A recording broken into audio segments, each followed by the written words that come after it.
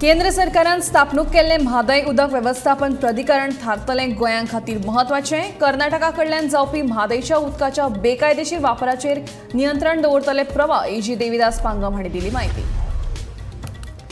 म्हादयच्या मुद्द्याचेर केंद्रान सुरू केल्लो खेळ घेवचे नात मानून म्हणटात साश्टीकार जन आंदोलन उबारपाची चलयल्या तयारी।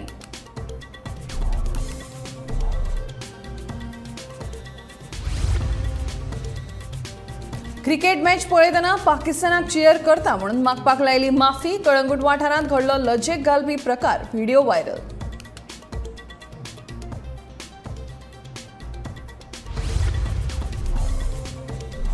खंडणी मागपी एटीएस अधिकाऱ्यांचेर करात खर कारवाय, ना जाल्यार विधानसभेत मांडटलो प्रश्न, विजयाची शिटकावणी।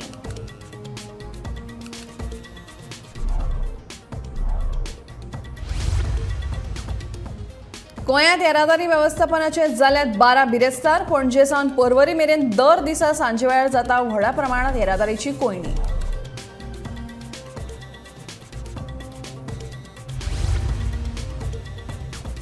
आनी बिहारांतल्या गरीब कुटुंबांतलो भुरगो एके रातींत जालो सोशल मिडिया स्टार। अमरजीत जयकराच्या हिंदी गिताचो व्हिडिओ देशभर जालो व्हायरल।